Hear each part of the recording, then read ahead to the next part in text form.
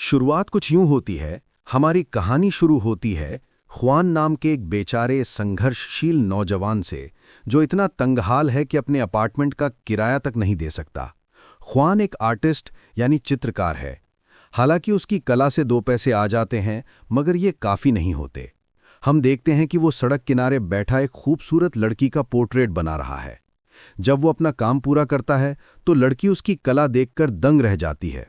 लेकिन इससे पहले कि वो कोई नई पेंटिंग शुरू करे, अचानक एक बहुत ही लग्जरी कार उसके सामने आकर रुकती है। कार के अंदर उस पूरे गांव का सबसे अमीर आदमी बैठा है, और ख्वान के लिए सबसे चौंकाने वाली बात यह है कि उसके साथ ख्वान की पूर्व प्रेमिका है। वो अमीर आदमी अपनी एक्स गर्लफ्रेंड के सामने ख्वान को नीचा दिखाने के लिए एक चाल चलता है। वो उस पर पैसे फेंकते हुए मजाक उड़ाता है। ये लो, ये तुम्हारे पूरे दिन की कमाई हो गई, और उसके मुंह पर हंसता है। ख्वान को बहुत शर्मिंदगी महसूस होती है। वो अपना सामान समेटता है और अपनी पुरानी खटारा कार की तरफ चला जाता है। सच कहूं तो ये बताना मुश्किल है कि वो कार चला रहा है या कार उसे घसीट रही है। खैर, ख्वान अपने गांव लौटता है, एक ऐसी जगह जो आर्टिस्ट्स, गैलरीज और पेंटर्स के घरों से भरी है। आप इसे कलाकारों का जन्नत कह सकते हैं। घर जाते समय उसे अपना मकान मालिक मिलता है, जो उससे तुरंत बकाया किराया मांगता है। ख्वान झुंझलाकर वो किराए के पैसे उसके मुंह पर फेंक देता है।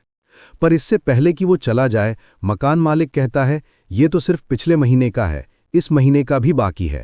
ख्वान एकदम बेपरवाही से जवाब देता है, बाकी मैं बाद में दूंगा। ये सुनकर मकान मालिक इतना गुस्सा होता है कि उस पर पानी की बोतल फेंक देता है। अब आप क्या सोचेंगे कि ख्वान भी वो बोतल वापस फेंकेगा?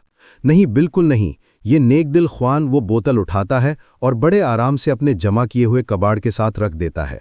वो प्लास्टिक की बोतलें और कैन जमा करता है और महीने के आखिर में बेचता है।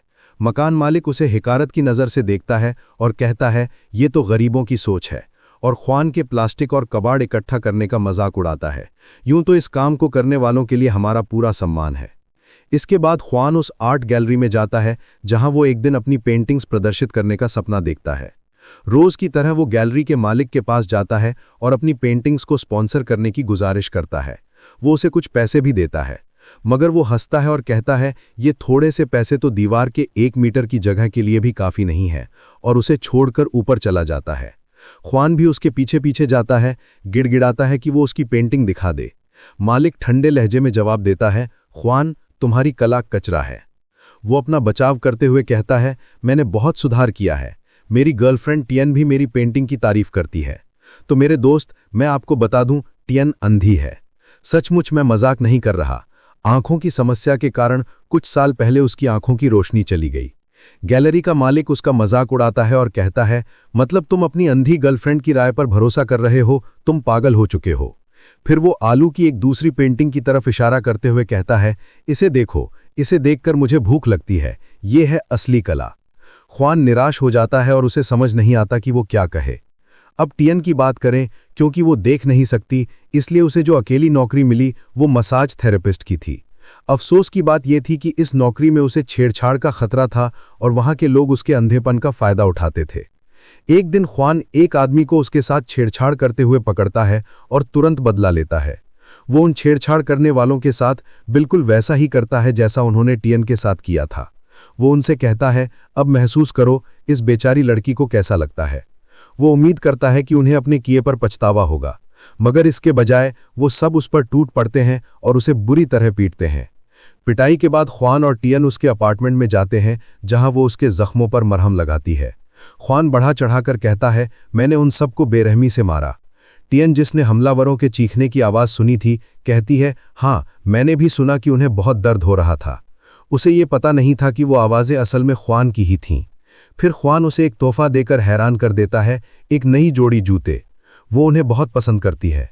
वो थोड़ी देर नाचते हैं और जैसे ही ख्वान उसे मुंह से मुंह में सांस देने के लिए, यानी माउथ टू माउथ रिससिटेशन के लिए करीब आता है, आप पूछिएगा मत क्यों, अचानक उसे कमरे में किसी और के होने की आवाज़ आती है।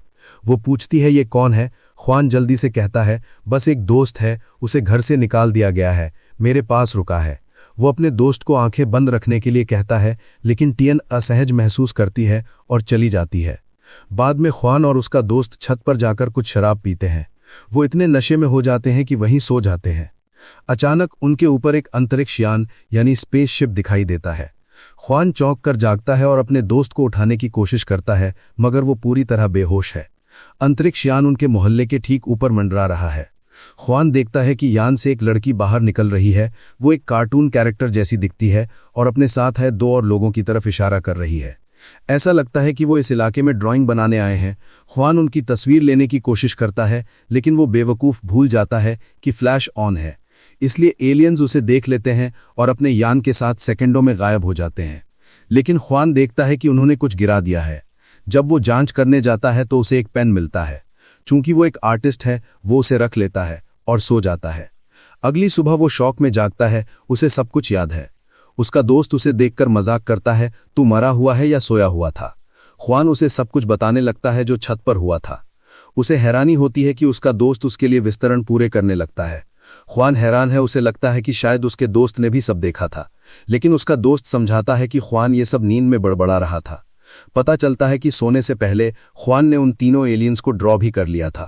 ख्वान उम्मीद छोड़ देता है कि उसका दोस्त उस पर यकीन करेगा और सड़क पर लोगों के पोर्ट्रेट बनाने निकल जाता है। पेंटिंग करते समय उसके रंग खत्म हो जाते हैं। वो और रंग ढूंढता है, लेकिन उसे सही रंग नहीं मिलता। तभी उसकी नज़र कल रात वाले एलियन पेन पर पड़ती है। वो पेंटिंग पूरी करने के लिए उसी का इस्तेमाल करने का फैसला करता है। पहले वो उसे दूसरी शीट पर जांचता है और अचानक उसकी बनाई हुई ड्राइंग असली बन जाती है। वो शौक में है। जो अभी हुआ उसे पक्का करने के लिए वो एक सेब बनाता है। एक बार फिर वो असली बन जाता है। वो खुशी से वो सेब खाता है और हाँ, वो यकीनन असली है। उत्साहित होकर वो सेब को अपनी जेब में रखता है और अपने दोस्त के पास भागता है ताकि उसे सब कुछ बता सके। वो उसे सेब का बचा हुआ हिस्सा दिखाता है और समझाता है कि उसने इसे बनाया और ये जिंदा हो गया। लेकिन हमेशा की तरह उसका दोस्त उस पर यकीन नहीं करता। वो बचा हुआ सेब खाता है और कहता है, क्या बकवास कर रहा है, अस्पताल जा। सबूत देने के लिए ख्वान उसके कहने पर एक सोने की ईंट बनाता है, लेकिन हैरानी की बात यह है कि ड्राइंग तुरंत असली नहीं बनती। उसका दोस्त उसका मजाक उड़ाता है और कागज को खिड़की से बाहर फेंक देता है। अचानक उन्हें एक बूढ़े आदमी के दर्द में चीखने की आवाज आती है। कागज उसके सिर पर लगा था। वो आदमी उन्हें खिड़की से ईंट फेंकने के लिए डांटता है, लेकिन फिर जमीन पर सोने की ईंट देखता है, उसे पकड़ता है, अपनी जेब में रखता है और ऐसा चलता बनता है जैसे कुछ हुआ ही न हो। बस तभी ख्वान के दोस्त को आखिरकार उस पर यकीन हो जाता है। वो ख्वान को एक और बड़ी सोने की ईंट बनाने के लिए कहता है और ख्वान ऐसा करता है और दोनों हैरान रह जाते हैं।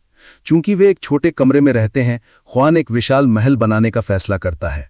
वो उसे बनाता है और अचानक वो महल शहर के बीचों बीच कहीं से प्रकट हो जाता है। लोग शौक में हैं। पुलिस भी थोड़ी देर बाद पहुंचती है, वो भी उतनी ही हैरान है। वे पूछते हैं, हम यहाँ 5 मिनट पहले ही थे, ये महल बनाने का समय किसे मिला? अधिकारी महल के गेट खोलने की कोशिश करते हैं और तभी ख्वान और उसके दोस्त को एहसास होता है कि उन्होंने एक बड़ी गलती कर दी है। ख्वान ड्राइंग को मिटाने की कोशिश करता है, लेकिन उसे पता नहीं चलता कि कैसे। फिर उसे पेन पर एक बटन मिलता है जो किसी भी ड्राइंग को डिलीट कर देता है जिसे वो नहीं चाहता। वो उसे दबाता है और तुरंत वो महल सबकी आंखों के सामने गायब हो जाता है। एक बार फिर लोग भौंचक के रह जाते हैं। वापस अपने कमरे में ख्वान का दोस्त उससे कहता है, हमें पैसे बनाने हैं, कम से कम 200 मिलियन। वो खुद कोशिश करता है, एक नंबर बनाता है, लेकिन वो पैसे में नहीं बदलता, बस एक नंबर ही रहता है। ख्वान पेन लेता है, नोटों के बंडल बड़ी होशियारी से बनाता है और सेकंडों के अंदर कमरा इतने पैसों से भर जाता है कि वे दोनों पूरी तरह से ढक जाते हैं। थोड़ी देर बाद बिल्डिंग का मालिक आता है और कलाकारों को बाहर कचरा छोड़ने के लिए डांटता है। लड़कियों में से एक जवाब देने की कोशिश करती है, मगर मालिक तपाक से कहता है, तुम एक आदमी के साथ आती हो और दूसरे के साथ जाती हो। फिर वो ख्वान को भी लेक्चर देने के लिए आवाज लगाता है, लेकिन अचानक ख्वान और उसका दोस्त मजहकी कपड़ों में दिखाई देते हैं जो उन्हें लगता है कि अमीर लोग पहनते हैं और पूरे मोहल्ले के सामने दिखावा करते हैं। ख्वान बड़ी मात्रा में कैश निकालता है और मकान मालिक से कहता है, ये लो अगले 100 साल का किराया। मकान मालिक हैरान है, उसे अंदाजा भी नहीं है कि ख्वान को इतना पैसा कहां से मिला। लेकिन ख्वान रुका नहीं।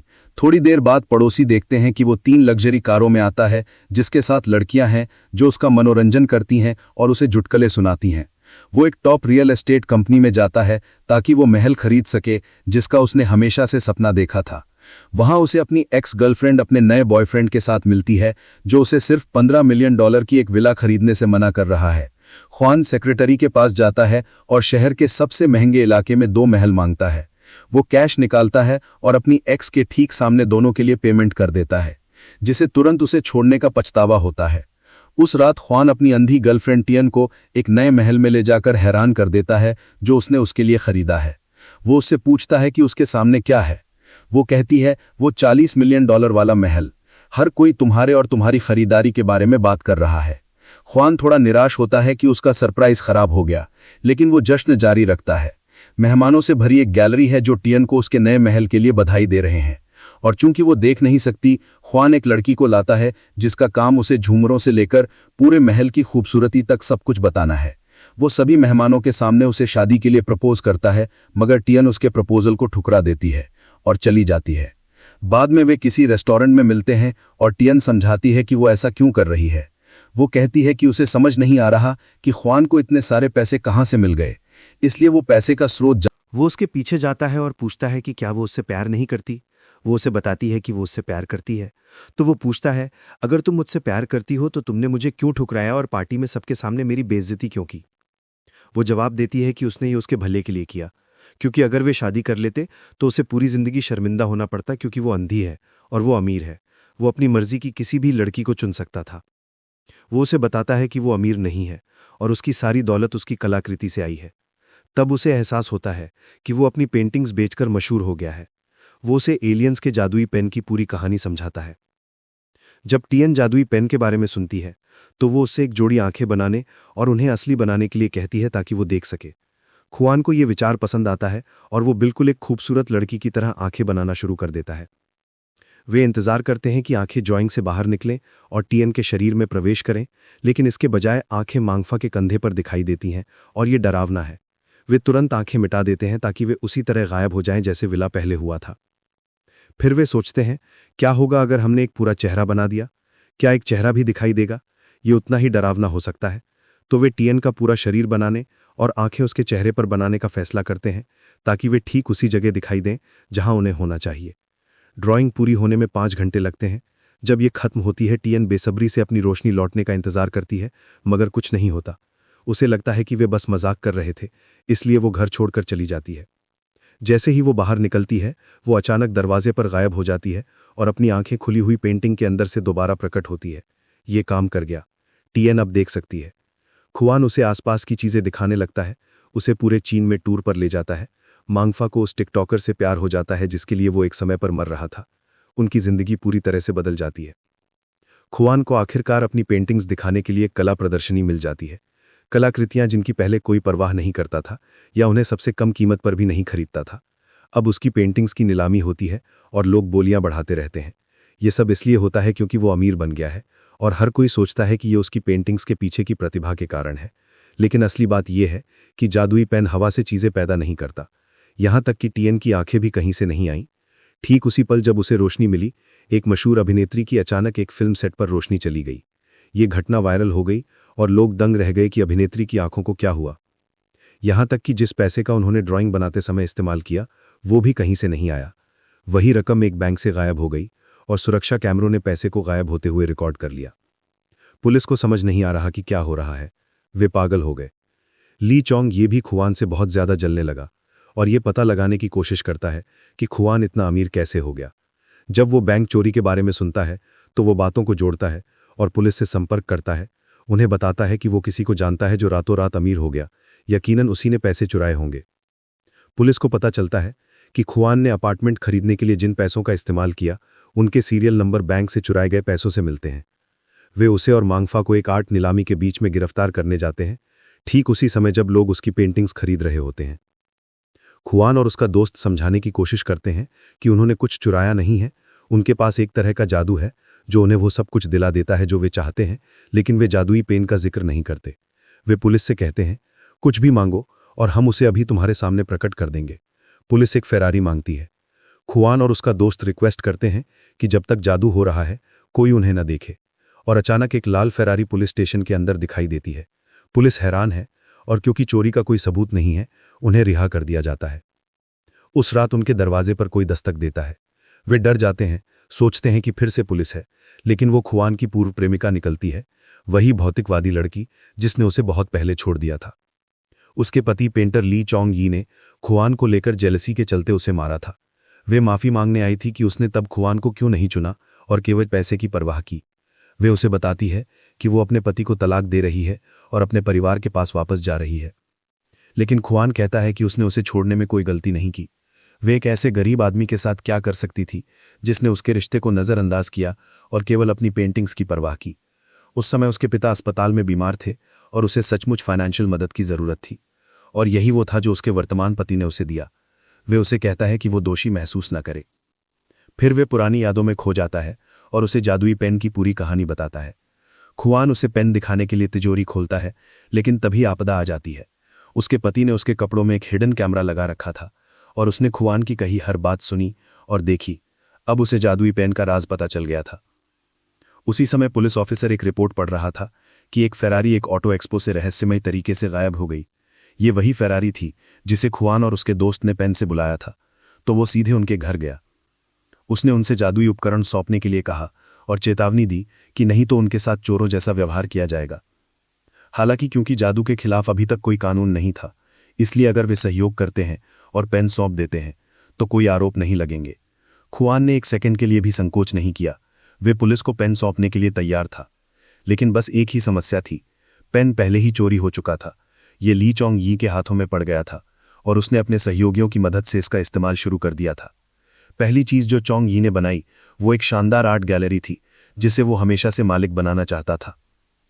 फिर उसने शाही रुबाके और एक प्राचीन शाही महल बनाया जिसका डिजाइन चीन के ऐतिहासिक महलों जैसा था, यानी उसने चीनी विरासत की छवि चुरा ली। उसने अपनी पत्नी को बांधा और उसे यातना दी। फिर उसने एक खूबसूरत लड़की को एक पत्रिका के कवर से बनाया ताकि वे असली बन जाए और वे उससे शादी कर सके। वे लड़की जो एक सौंदर्य प्रतियोगिता में भाग ले रही थी अचानक गायब हो गई और उसे ली चोंग यी के दुनिया में ले जाया गया। उसने जो कुछ भी किया उससे पुलिस के लिए उसका पता लगाना आसान हो गया। अधिकारी ने चोंग यी को समझाया कि पेन चीजों को हवा से पैदा नहीं करता, ये उन्हें किसी और से ट्रांसफर करता है, जिसका मतलब है कि तुम चोरी कर रहे हो। इन सब के बावजूद चोंग यी अभी भी जिद कर रहा था कि उसने कुछ गलत नहीं किया, उसने बस ड्राइंग बनाई है। फिर उसके सहयोगी ने सुझाव दिया कि वे पेन का इस्तेमाल करके एक नया ग्रह बनाए जहां वे पुलिस से दूर भाग सकें। तो उसने एलियन स्पेसक्राफ्ट बनाया और वे उनके ठीक सामने दिखाई दिए। एलियंस उतरे गुस्से में और डरावने ये पूछते हुए कि उन्हें किसने बुलाया और उनका उपकरण कहाँ है। उसी क्षण सब ये देखकर हैरान रह गए कि चोंग यी ने एक टैंक बनाया है, अपने सहयोगियों के साथ उसमें चढ़ गया है और एलियंस को खत्म करने के लिए तोप का निशाना लगा दिया। लेकिन एलियंस ने आसानी से टैंक की तोप को उन्हीं की तरफ मोड़ दिया। ये साफ हो गया कि उनकी शारीरिक ताकत इंसान की पहुंच से बहुत दूर थी। उन्होंने चोंग यी को उसके किए की सजा के तौर पर पीटा। आखिरकार उसने हार मान ली और उनका उपकरण वापस दे दिया। लेकिन एक एलियन बहुत ज्यादा नाराज हो गया जब उसने देखा कि उपकरण को एक सामान्य पेन के समान दिखने के लिए बदल दिया गया है। उसने उसे चोंग यी के चेहरे के पास रखा और जवाब मांगा। खुआन आगे बढ़ा और कबूल किया कि उसी ने उपकरण को पेन जैसा दिखने के लिए मॉडिफाई किया है। चोंग यी का उस पार्ट से कोई लेना देना नहीं है। एलियन खुआन की ईमानदारी और जमीर से प्रभावित हुआ। उसने कहा कि यह ग्रह उनके जैसा ही है जहां बुराई और भलाई दोनों है। उसने फैसला किया कि वे अपना उपकरण लेंगे और शांतिपूर्वक चले जाएंगे। लेकिन उनके जाने से पहले खुआन ने एलियन से एक आखिरी एहसान मांगा कि वे पेन से बनाई गई हर चीज को उसकी असली जगह पर वापस कर दे। एलियन राजी हो गया और बस इसी तरह सब कुछ बहाल हो गया। एक एक चीज, यहां तक कि टीएन की आंखें भी, यहां तक कि प्लम्बिंग पाइप भी, यहां तक कि वे कपड़े जो चोंग यी और उसके सहयोगियों ने बनाए थे, सब कुछ वापस ले लिया गया। एलियंस ने देखा कि इलाका पुलिस कारों और हेलीकॉप्टरों से भर गया है। स्थिति खतरनाक होती जा रही थी। उन्हें एहसास हुआ कि यह सब गड़बड़ी उनकी वजह से हुई थी, और क्योंकि उनका स्पेसशिप भी अपनी असली जगह पर वापस चला गया था, उनके पास वापस जाने के लिए कुछ नहीं बचा था। तो एलियंस तेज रफ्तार से भागे ताकि इंसान उन्हें पकड़ने से पहले भाग सकें। इसके बाद पुलिस ने चोंग यी और उसके सहयोगियों को अपहरण के आरोप में गिरफ्तार किया। अपहरण उस मिस ब्यूटी क्वीन का जो पत्रिका से बनाई गई थी और बंदी बनाकर रखा गया था। चोंग यी की पत्नी भी आगे आई और खुआन से माफी मांगी, कहते हुए कि उसे पता नहीं था कि उसके कपड़ों पर हिडन कैमरा लगा हुआ है और उसका इन सब से कोई लेना देना नहीं है। और इसी के साथ जादुई पेन की कहानी समाप्त हो गई। जिंदगी फिर से सामान्य हो गई। अब कोई खुआन की पेंटिंग्स खरीदना नहीं चाहता था। हमें पता चलता है कि टीएन ने अपना ब्यूटी सलून फिर से खोल लिया और हाँ, उसने खुआन से शादी कर ली। अब उनके पास एक खूबसूरत बच्चा है। यह हमारे वीडियो का अंत था। अगर आपको वीडियो पसंद आया तो चैनल को लाइक और सब्सक्राइब करके सपोर्ट करना ना भूलें।